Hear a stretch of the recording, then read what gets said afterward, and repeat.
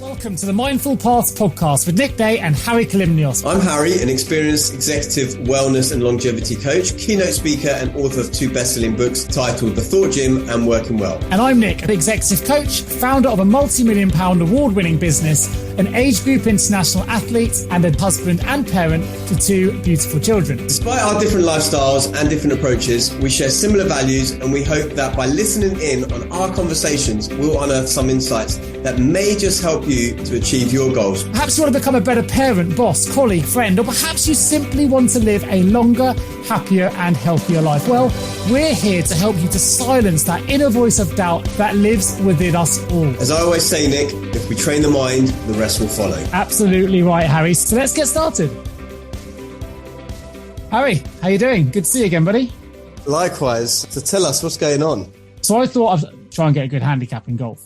I thought it's a safe sport. Mindfulness, fresh air, a couple of hours on a golf course. But lo and behold, I slipped on a hill in the wet and I've torn my quad. I'll be honest, I'm gutted. A bit that jumps to my mind to help you out here, which is, it's all about reframing, right? With the mindset. One of the key things that I love, a big tool, is reframing. So like, how can you reframe or look at the situation you've got from a different angle? So it's not... There's an equation that I like from Jack Canfield, who wrote the hugely successful Chicken Soup for the Soul books. And I don't know if you've heard this before, but I write about it in the book that I'm releasing. And it says E plus R equals O. E plus R equals O. E stands for event. Most people think event equals O, which is O is for outcome. So like, you know, you bust your leg, outcome is bad. You lose your job, outcome bad, right? You know, whatever. But actually the R is the thing that changes the equation. And the R doesn't stand for reaction, but it stands for response. And the difference between a reaction and a response is that response is more measured and generally something that you've got control over, whereas the reaction is a bit more immediate and usually not so positive. It's like if you went to a doctor and you were ill and they said, here, take this pill, come back in a week and see me. And they said to you, right, you've had this pill for a week. Your body is reacting to it. Here, take this other pill, come back and see me in a week. And the week later they say, okay, your body is responding to it. Most people would rather hear the responding bit. So the idea is that it's your response to the thing that matters. And so my question to you would be, now that this has happened and it gives you that opportunity to effectively rest in certain ways, what is it that you've been, say, putting off doing that you could maybe use that time for? Because you're training like 4, 5, 6 hours, 10 hours a week. I don't know what you're training. Yeah, 10 to 15 hours a week. Well, so that 10 to 15 hours. Now, firstly, you don't have to put off all that training because in my view, when I bust my knee, I use that as an opportunity to like focus on upper body strength, you know, the pull-ups, the push-ups, things that I wasn't good at before. Yeah, you're right. There's other things I can be doing. I'm trying to keep that positive mindset and listen to the advice that I know. I mean, I said to my wife earlier, you know what? I can still cycle with one leg. I can rest one and I can do some single arm cycling, build the strength in my right leg. So, well, maybe I personally, I would stay off the leg, but you're doing a triathlon in 3 months. Yeah. Well, I would go swimming. I would go swimming and not use the legs. I would just focus on the arms. Just get into the pool, focus on swimming using just your arms. All right. Do that. And I would just focus on that upper body strength, which maybe is not as useful in the running and the cycling. But I would also think like, for me, it seems that your identity, a lot of your identity is tied towards performance and achievement and, you know, having that constant goal to kind of keep you motivated, right? Whereas I train for just general life and stuff. You're always training for an event.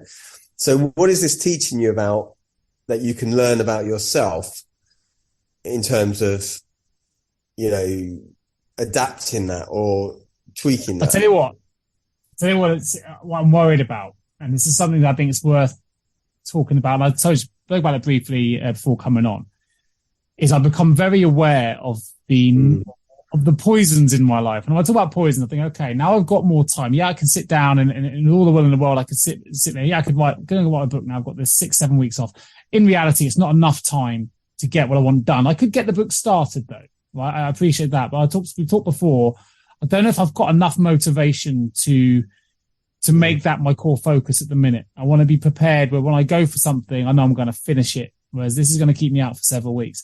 So what's come to mind more is I'm feeling angry, I'm feeling frustrated, and suddenly the poisons, the things that I know I shouldn't be doing, suddenly come a lot more attractive. So diet being number one. Like today I'm thinking, oh, well, if I can't train, I'm not going to get fit. I may as well eat biscuits. And I've had several today in my following. I think, all right, and I know I'm doing it. I think, well, I'm going to do it anyway. It's a bad, that angel and devil thing going on in your shoulders. Yeah. And I thought, you know what? If I can't train, maybe I'll just I haven't played like computer games for so long. And there's a reason for that, because I know it's a vice of mine. If I get them out, I lose things. I try to be productive. I try to read, try to be really progressive. And it's something I know adds absolutely nothing to my life apart from I lose several hours achieving absolutely nothing. But they're the kind of things that start to come to the surface. We've got Cheltenham on today, the Gold Cup. I don't mind a little bit of a little bit of a gamble, a little bit of research into those kind of things. Like, oh, maybe I could do that. And I think, oh no, that opens up another little pathway of things that I know I'm susceptible to. So it's funny because I've only been injured for 2 days. I know I'm going to be injured for several weeks. And rather than look for all the positive bits, I'm being tempted in to the poison things that really don't add anything. That's part of the process as well. That's part of the process, right? In that first bit, I don't know whether we go through the kind of the 12 stages of grief or whatever, 6 stages of grief, whatever it is that, with the denial, blah, blah, bargaining, whatever, all of these things. But your vices, it seems like I suspect that a lot of them are like, it almost feels like you're trying to replace the high that you get from the exercise, the endorphin rush, whatever the thing is that you're getting from exercise, with something else that is going to be creating that similar thing, right? Gambling, you never know. I'm just thinking of things you've given me there. That's sugar. That's a high. I didn't realize it that way around, but yeah, a win or a gamble or winning some money, a high. Computer games. I tend to play football computer games or sporty ones where you win something, Yeah, because there's that you don't know what's going to happen next. That gives you that literally that kind of hormonal change. You get that with food because that's going to affect your release of hormones once it's digested. You're getting that with the gambling. You're getting that with the computer games because you're getting that stimulation. So knowing that, I guess the question becomes, is there something else that can give you that similar?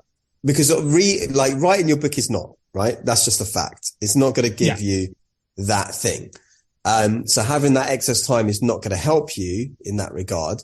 But but knowing that you need to replace that high with another high of some sort, what could that be that is not going to be such an addictive vice? Because I remember you are like a bit of an all or nothing person. Like you go full on in your exercise, you go full in with all these things, right? You're quite extreme. So my question is, what is the thing that can get you that high? I think it's because I need a bit more at the moment because of what's going on in personal life, right? So we talked in the last episode, my dad's unwell. I'm trying to get my mind off that stuff. I know if I just immerse myself in computer games, for example, and by the way, for those listening, I haven't picked up a computer or played computer games for years.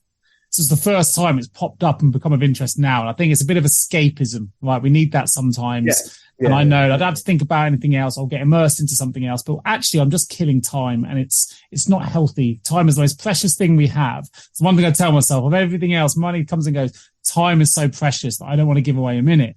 So I know that's really bad. And it's surprising me that I'm listening to that voice that's telling me, come over here, come and turn this on for a little bit. And I justify it. I go, I haven't shown my son yet. I haven't shown my son yet these computer games. Maybe this is an opportunity. And I'm finding a way of justifying the move. Yeah. But I'm aware of it. I'm listening to that voice and I'm trying to compartmentalize it and understand it. It's not all bad, right? Like there is something to listen to the body. Now I'm full on with the escape. For me, I never got into computer games because I know that I could be someone that then goes and spends hours doing computer games.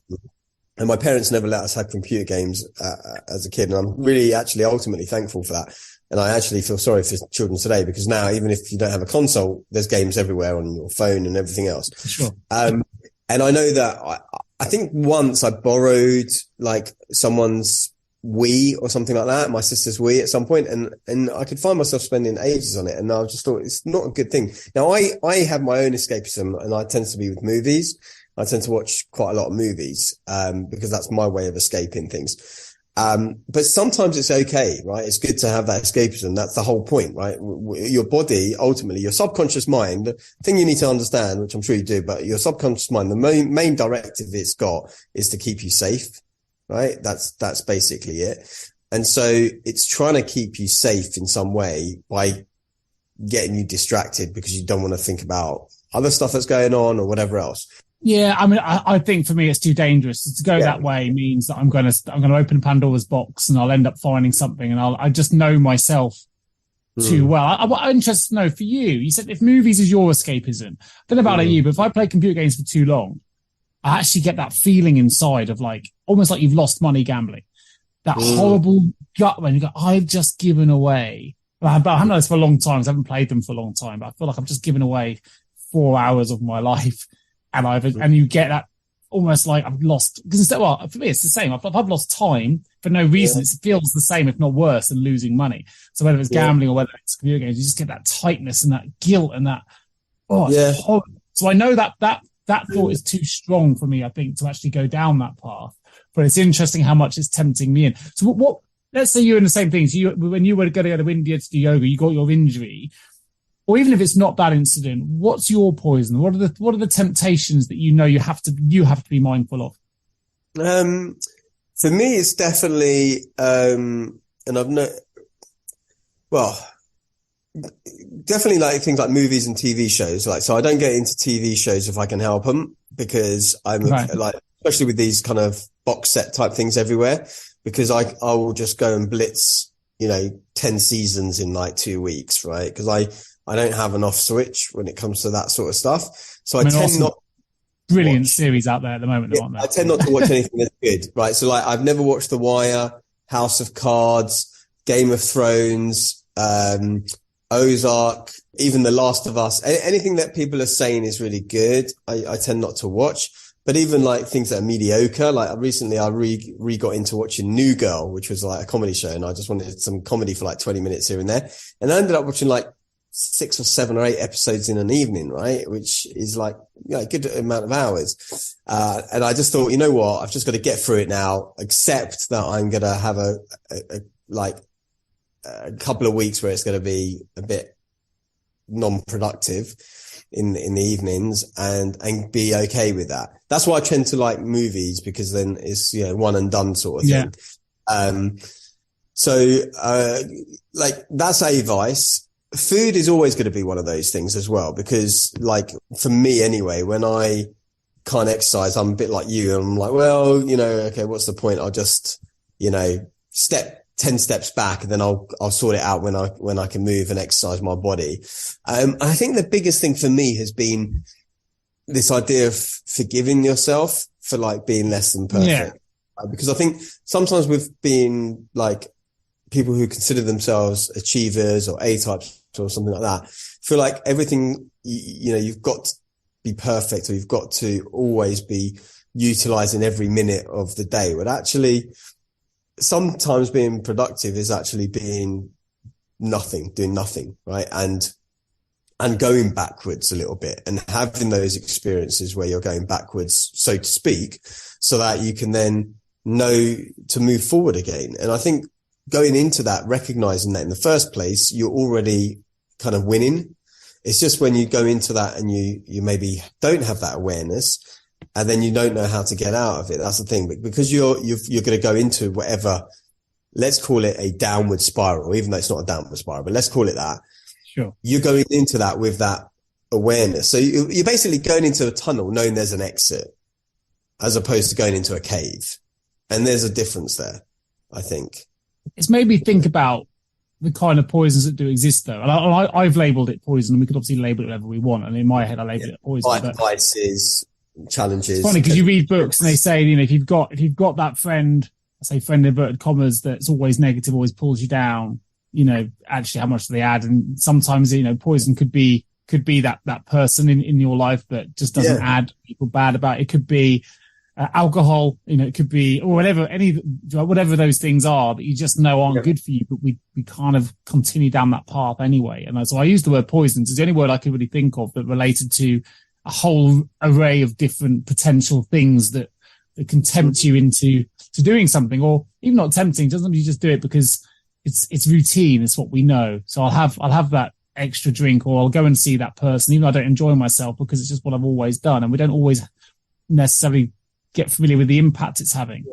Well, it's safe and it's secure, and you're going back to something familiar. That's the thing. Yeah. And so it might be that, that friend is not the best person to be around because they're, always negative or always criticizing you or something, but maybe they're someone that you knew way back when. And now you feel like you need something that effectively. Yeah. Like, we're always afraid of the unknown. So when we go back to familiarity, we feel comfortable. And it goes back to the whole thing is the brain is trying to keep you safe, right, and secure. And it's like, what is it that's going to do that, right? Well, playing computer games might keep me safe and secure because I've also got a level of control, right? Some of it's to do with control. So you've got some level of control because you can shoot the bad guy or score the goal or whatever. Right now, you feel out of control, I presume, because you've got this thigh, this quad situation going on, and you feel like you don't have that level of control that you normally do to do your training, to perform in the way you want. And so I don't know, maybe the internal conflict is coming from not having a sense of control when you go into, let's say, gambling or food addiction or gaming. I don't know. And you're looking for some level. I think some of it's probably down to the fact that, typically, I would consider myself, my wife made this, she'll say I get quite stressed, but I think I'm pretty carefree, upbeat, positive, always, pint half full rather than half empty kind of a guy. But I've got a bit of anger because it happened through something, from a situation that just shouldn't have happened. I was just playing a leisurely round of golf that didn't put any of the other things in jeopardy in my mind.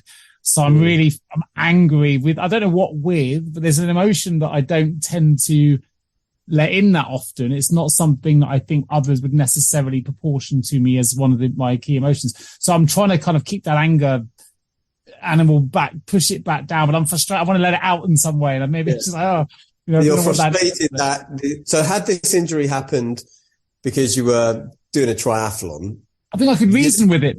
Yeah. Okay. Yeah. So I don't know whether it's that sense of embarrassment or whether it's that sense of, it's like when sometimes I've tweaked my neck just brushing my hair, right, for some reason. And this is not even a joke, right? And I haven't done this for years, and I've done work on building things up, but it's always the straw that breaks the camel's back sort of thing. But I wouldn't be too upset with that. I think it comes back to, what is this situation trying to show me? Is it trying to show me humility?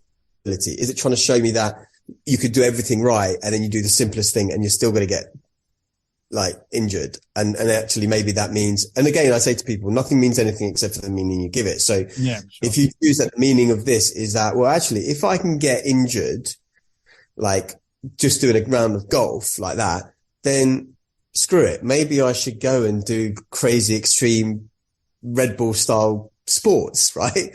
Because actually, if I can get injured playing golf, I might as well just do all the crazy stuff as well, right? Yeah. That could be the meaning. Right. Other people might take a different meaning from it altogether and say, I shouldn't do anything, right, anymore. Right. But you choose that. So it's up to you to decide what it means to you, I think. It made me want to do today's show though, because I thought, if I'm feeling like this, let's explore it. It's a genuine thing that happened yesterday and I've been frustrated. It did remind me of, for those that may or may not have heard my other show, probably unlikely because it's quite niche in the world of HR and payroll. But I did a piece on a parable, which is known as only feed the good wolf. And I know you know it because I was initially thinking about potentially calling this show The Good Wolf. So it's something that's really, really apparent in my mindset on a regular basis.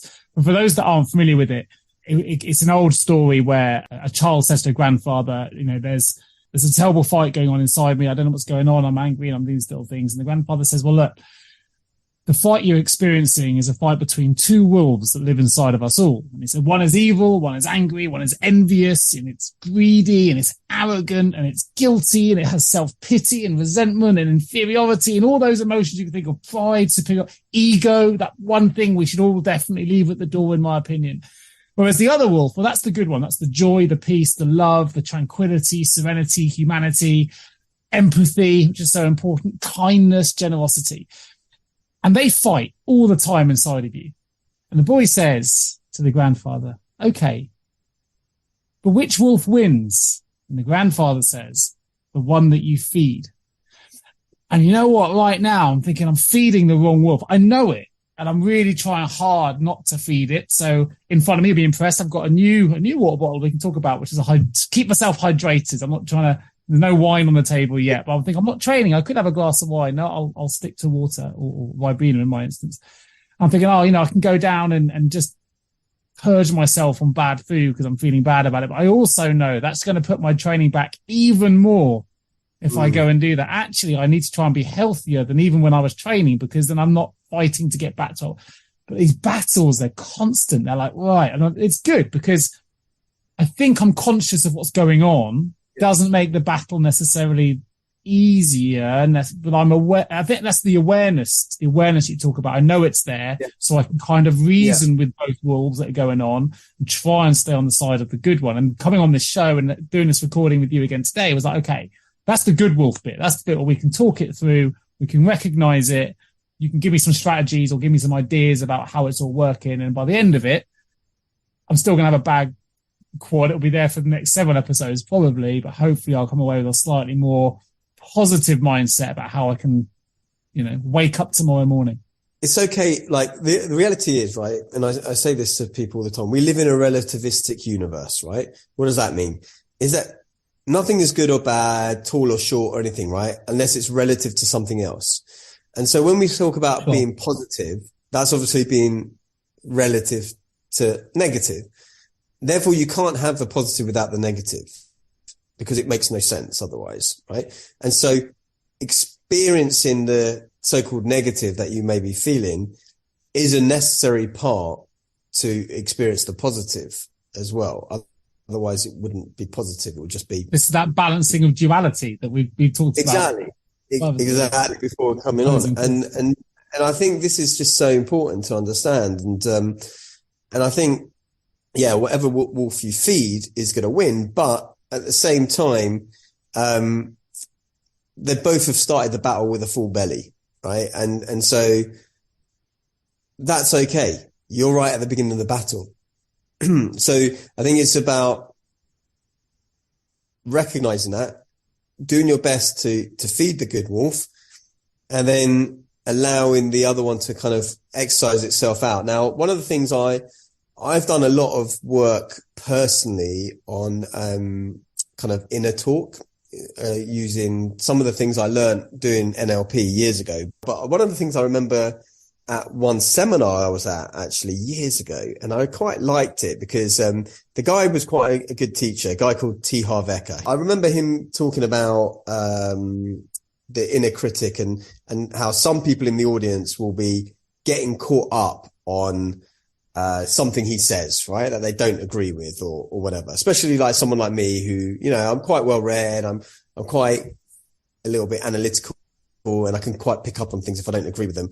And then I can be attached to that, right? So much so that I miss everything that comes afterwards. Yeah. And one of the things I remember him saying is that when that kind of voice comes into your head and it's talking about, that person was, what he said is wrong. Okay. It should have been 50, not 30 that he said or whatever, right? Is just say thank you, right? To your inner voice, your inner critic, whatever the thing is that's trying to get you to do the thing. And actually I found that really worked for me. It's like, so when that negative voice comes in and says, you can't do that. You can't, who are you to do that? I go, thank you. Right. Because sometimes it just needs that acknowledgement to let it go again.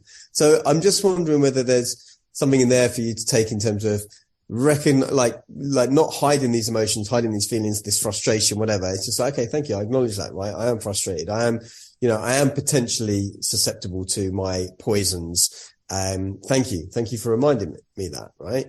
Because I think rather than trying to come up with a solution straight away, it's first just acknowledge the problems that are happening rather than automatically going for it. Yeah, I mean, I know the theory of acknowledging something as well means it doesn't land. If you don't acknowledge it, it sits there often in the back thing. Whereas a bit like you talked to me, months ago about meditation, and it stuck with me. Just think about a cloud passing your window.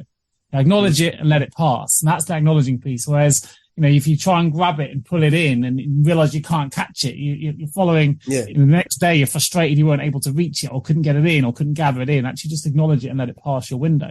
That's probably the one thing about meditation, because I don't meditate like you do, that really stuck with me about sort of putting that into perspective. And I thought you mentioned earlier a couple of things that make up my mind moving. It was the idea of wanting to go to computer games because you just need that empty space, that time to just go, you know what, I just want to be with my thoughts, and I'm going to lose and free my mind a little bit, because the idea of flow is you're not thinking of anything. And the beauty of being on a computer game watching a movie is the only thing you're really thinking about is the immersive experience you've got in front of you, which means you're not thinking of all the stuff's going on in your world, right? And you've got your dad's been on where mine has. But if I'm in a movie, I'm not necessarily thinking like that at that moment. I'm immersed in something else. And I think computer games give you that. So I think for those interested in the state of flow, that really, or Zen or whatever it is, it's when you go able to just get rid of all your thoughts. And that's kind of where you want to get to, in the place of enlightenment. Not taking it too far away. But what was interesting when you said that, I thought, was the idea of recovery. Now, obviously, I'm in a state of recovery now because of an accident. But what actually landed for me when you talked about the idea of computer games, which I thought was quite interesting, not saying I'm going to go down that path, was that idea of a Grand Prix race that's won and lost in the pits. You've got these fast cars zooming around at 200-300 miles an hour, but actually it's won and lost in the pits. It's won and lost at the one moment they actually get to sit down and recover and stop. And then that's always sat with me, that idea of recovery, that we go, and I'm one that does this, goes 100 miles an hour all the time, but I'm a little bit uncomfortable with not being uncomfortable in that speed of suddenly actually stopping and doing what actually most of the population seem to do, which is chill out in an evening and just watch TV or whatever. I find that sometimes uncomfortable. But maybe it's that recovery. And maybe my body is telling me that actually I just need to recover. I don't know if all of my muscles are within 1 inch of being pulled or torn at the moment. I mean, slipping on a hill, that's why I'm frustrated. I can't believe this has happened. I literally fell on a hill and tore muscle. I don't know. Maybe my whole body's in that state. I mean, it's possible. I mean, I remember thinking when I went to India, like originally when I was going to India, before I got injured, my intention was to work on this book that I've been writing for all these years. Right.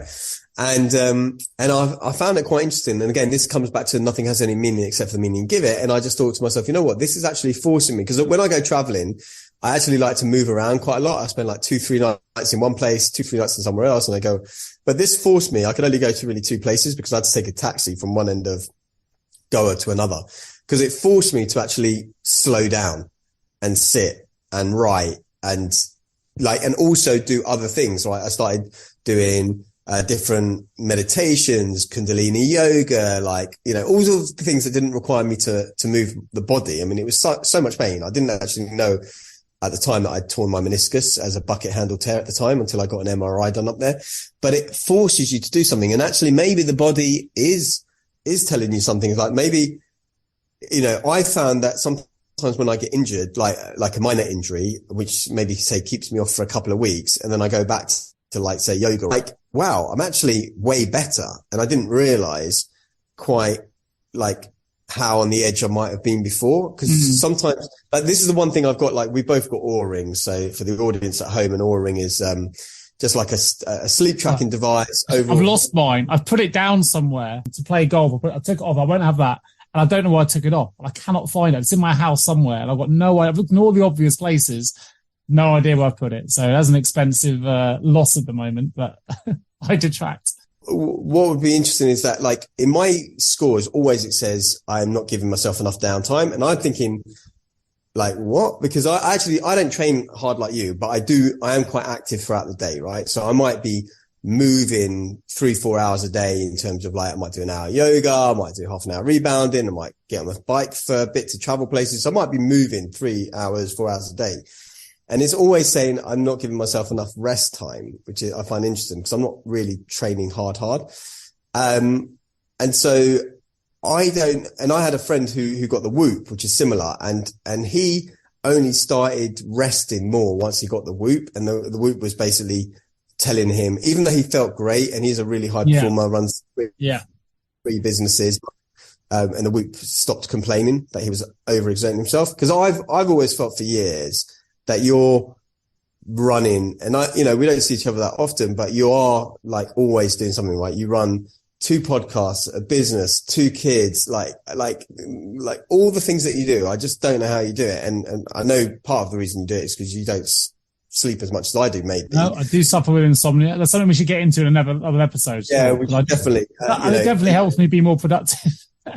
Yeah, well, you get more done. But I always say to people, the best productivity hack that I know, and I tell this to the students I work with all the time, is sleep. That is the single best productivity hack there is out there. And there's countless studies that can prove me right in terms of as well injury as well. I don't think you've read Why We Sleep, Matthew Walker. I'm not sure. Yeah, you and I might differ of opinion on this one, I think. I mean, I would love to get more sleep. Maybe that's another reason why you work. Like, cause I know that, for example, I struggle to sleep if I don't get maybe 12,000 steps a day or something like that. I notice that my mind is busier because actually, and the reason for this is your brain actually uses 20% of your energy needs at rest. And so if you've got excess energy in your body when you go to bed, the brain is the best place to burn that energy actually. And that's why your mind will be racing. But you exercise loads and loads, and that, I'm sure that helps with your sleep because then you're hopefully tired enough. Yeah, I mean, I'm touch wood. I'm in a good spot at the minute. My sleep isn't too much of an issue, but here's a good example, right? So a lot of people would say the best way for sleep is to create a sleep environment and to have a routine and go to bed at the same time. I couldn't think of a worse bit of advice for me. The best advice for me, if I try to have an early night, my wife will tell you, my wife is someone who head hits the pillow, she's out, she's gone. Like she sleeps in a heartbeat. But if I go for an early night and she comes up to see me, like I'll be wide awake. The whole mindset piece of just going, it's an early night tells me I ain't going to sleep. So for me to have the routine I've got now, which is really good sleep, where my Oura ring when I'm wearing it averages now about 4 hours 50 to 5 hours a night. And that's fine for me. I can survive on that quite happily. But I get that because I go to sleep when I feel tired, I go to bed. And there will be others that say, it's like, well, if you feel thirsty, you're already dehydrated. So maybe if I'm feeling tired, I'm already underslept. But for me, if I go to bed when I'm tired, I know I'll sleep. I haven't got to challenge it.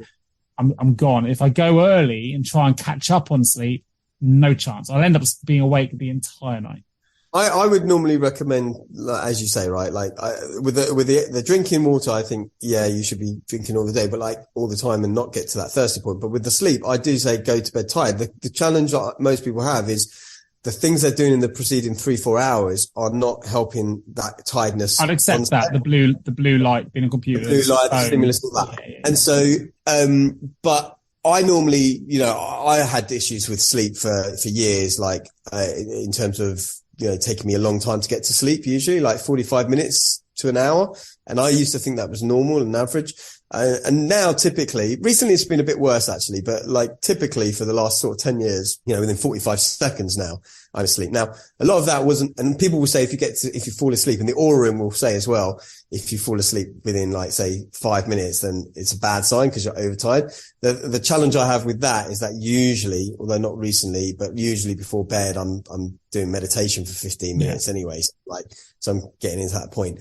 But what I was going to say is that it would be interesting when you find your Oura Ring to see what it does to your scores and everything else now that you're not going to be training too hard, because I feel like you're always been running at like 7,000 RPM or something like that because you're always doing something. And I'm wondering whether you're running 7,000 RPM in third gear instead of cruising at a fourth gear, and whether that's going to burn things out a little bit, Something that's come to mind, and this is nothing to do with what you just mentioned, but I'll be interested in that data as well if I ever find that ring.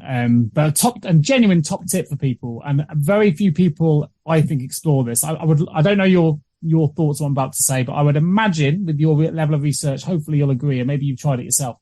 But really top tip. So a lot of people wake up feeling really, really tired, right? And they press snooze, they press snooze, they press snooze. And they think it's because they haven't had enough sleep. And that may or may not be the case in that particular instance. But what we tend to do then is we think, I'm really tired, so I'm going to make my alarm a little bit later the following day. And then your snooze once twice, and you go later and later, and you think, I'm getting up I usually get up at 7, and today I'm going to get up at 7:30. That's my lie. And you wake up feeling even worse. Top tip genuinely is actually, if you move your alarm the other way and reduce the amount of sleep, because typically when you're about to wake up, you've got different circadian rhythms, which you know.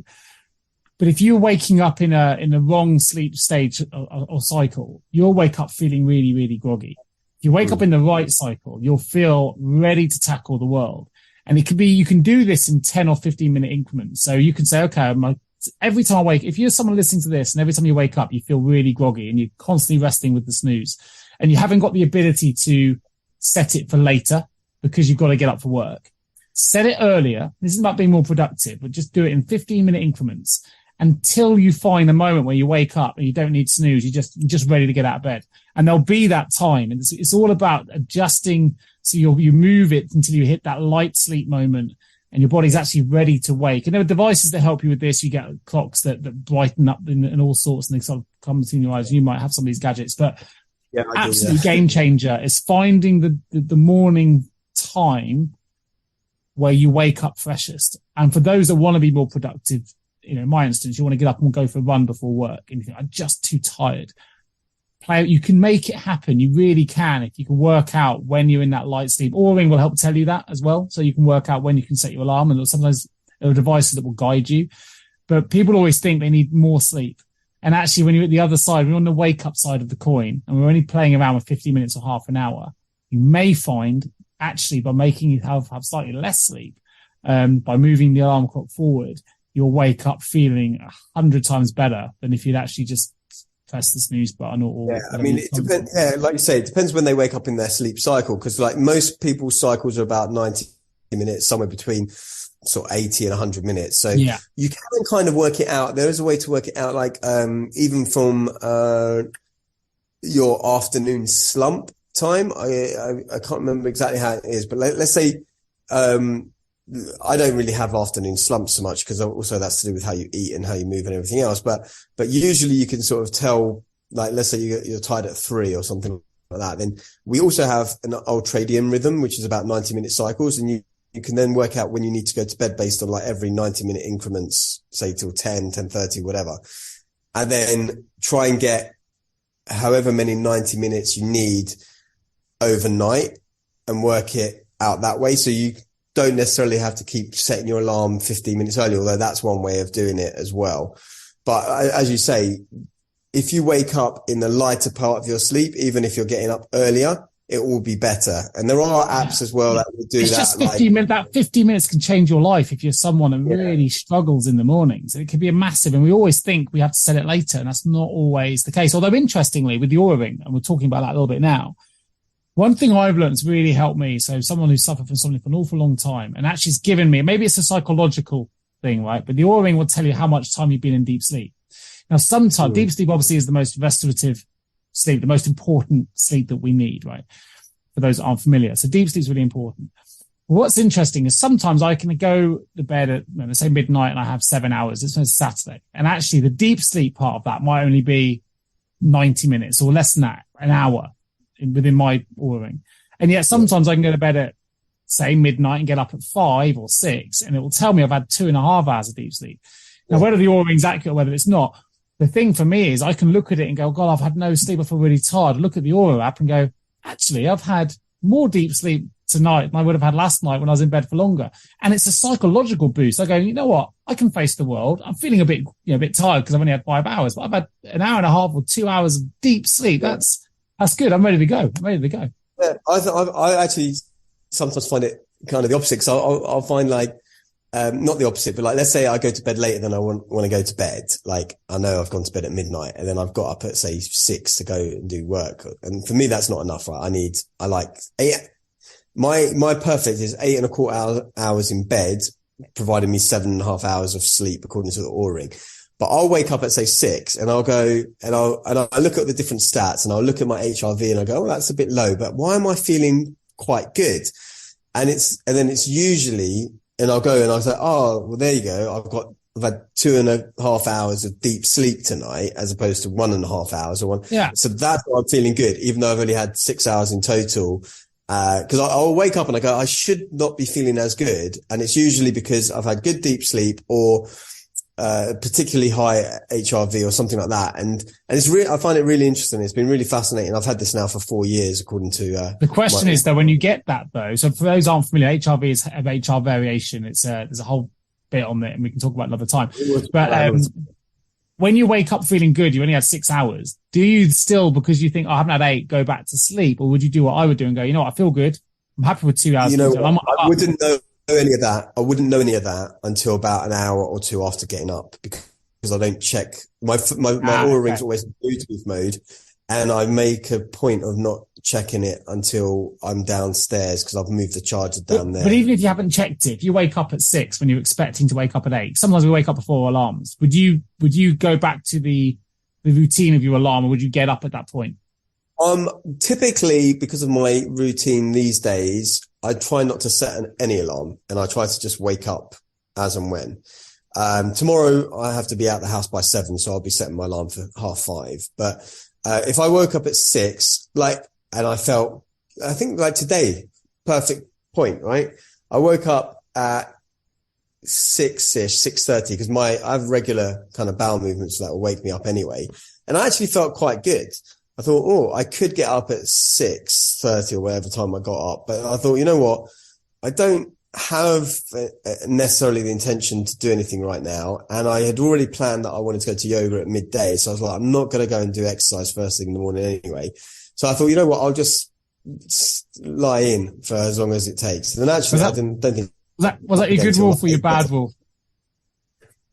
You know what? Because be honest. Go on. Be honest with yourself. Was it the lazy part of you, or was that being actually mindful about your body? Where you go, you know what? I'm going to take easy options. It's a bit of both because I think, like I said, for the last few years, probably since 2015, 2014, I've really, really got to prioritizing sleep. Where I'm like, let me just, and also because I kind of know that I think I was off the last week, like with some sort of virus, even though I didn't really feel it, but there was that subtle edge missing.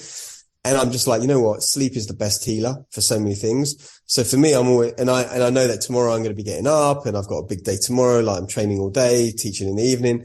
So for me, I'm like, sleep is my superpower. So I'll take it when I can get it.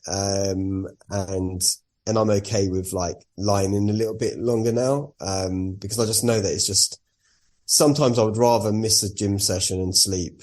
If I did that all the time, yeah, maybe not so good. I'm generally, I am envious, although I talk positively about being able to, I mean, you have to find coping mechanisms, right? And when you've had it for 2 decades, you just learn to cope with it. You don't have to, I can choose to get frustrated by the lack of sleep I get in comparison to, say, my wife, or I can choose just to be. And, but it doesn't mean I'm not slightly envious of the fact that she can get into bed or get onto a plane or a train or wherever she wants, put her head down and she's gone. I'm like, I'm not so good on those, although I've got better with like earplugs, eye masks and things like that I can do it a bit more now. But yeah, I think, with the insomnia stuff, which is a whole other conversation, but for most people, if it's not like a psychological thing, like there's ultimately you have to deal with the stress that is causing that in the first place. But most people, a lot of the sleep stuff can be attributable to like, you know, the diet, the light, the habits, all of that sort of stuff that happens. You might like this. So, talking about, I've got a new gadget on my table and it's just lit up. I've just had a little drink. I don't know if you know, it's a Hydrate Spark Pro bottle. There you go. I'm not endorsed to use it or any of these things. I read about it in Stuff magazine and I was on a plane. I've just got back from Lisbon 2 days ago and, I ordered it while I was out there and it's already arrived. It's my first kind of day with it. Brilliant. I'm going to be interested if I'm still using it in a week, but it has an app. But basically you fill it up and it has a little light at the bottom here, which lights up.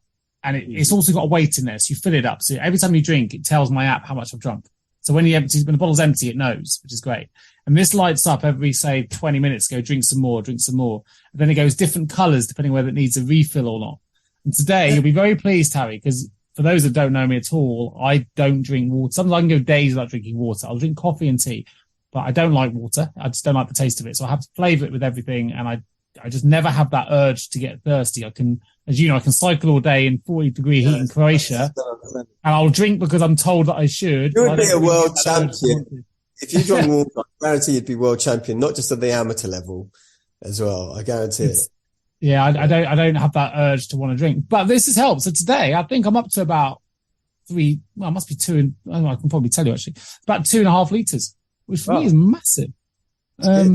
Yeah, this is empty again. It's just lit up. Yeah, I mean, that's good. I mean, whatever works, right? Different things. I mean, like for me, my basic rule to everyone is like, have it in sight. So that's why I've got my bottles within arm's reach, right? If it's out of sight, it's out of mind. And so I have to have it within arm's reach. Sometimes I forget to drink. That's why I have different water bottles in different rooms, because if I don't have it, like, I don't think I drank enough today for various reasons. And I felt it a little bit, but we need reminders a lot of the time. Well, you'd be proud of me for that, Harry. You'd be proud of me. I'm proud of it. Although you did say it's Ribena in there, not water. It is Ribena. Is that bad? I don't know. Maybe that's a whole different subject. I mean, it's never going to be water. I'd put that in the not so good category, if I'm honest. But you got to start somewhere. But you said you tried the Air Up bottle as well, haven't you? Have you tried the Air Up bottle? I don't think so, no. Who did I have that discussion with? I had this discussion with someone else who hated water, but I've seen these adverts because a lot of your taste comes from smell. No, you told me about it, and it flavors it to like orange or something. Yeah, but it's from the smell, not from, so it's regular water, but it feels like, someone said it kind of works, but not quite. I'm interested to try it. I might even buy it for my mum because she doesn't. This hydrate bottle has an app, and it knows without me having to go into the app what I've drunk, and tells me when to refill it, and it links. So you've constantly got to be Bluetoothed up, yeah. Bluetoothed up. It's great. I like apps. It links to my health data, links to Garmin. I have my phone either nowhere near me or on airplane mode most of the time, so it would never work. It would never light up. Well, this is another way that we are very different. I'm very, again, envious of the fact that you're able to disconnect from your phone more than I am, but that's the world we live in. Yeah, exactly. Well, there we go. Look, buddy, I'm conscious of time for people listening in. I've got some bad, evil wolves to try and contend with this injury. We'll see how I'm doing next week when we catch up again. But I'm still frustrated. I'm still a bit angry, but I feel a lot better and energized having had a good chat with your good self. And we'll see what I've thrown myself into this time next week. Hopefully it won't do those voices. Something positive, I'm sure, right? Find the right path for you. Find the right path. That's it. Absolutely. Listen, buddy, it's been a pleasure. Never, ever a chore. And I will look forward to catching up with you same time next week. Likewise. That brings us to the end of today's episode of Mindful Paths. We hope you enjoyed our conversation and found some valuable insights to help you on your journey, whatever that may be. Remember, your thoughts don't mean anything until you give them meaning. And as we've said before, mastering your mindset is a continuous journey, not a destination. If you found this episode helpful, please consider leaving us a review. And remember to subscribe to our podcast on your preferred podcast platform so you never miss a future episode. Thank you for listening. I'm Harry Kalimnios. And I'm Nick Day, and we hope you will join us again in our next episode of Mindful Paths.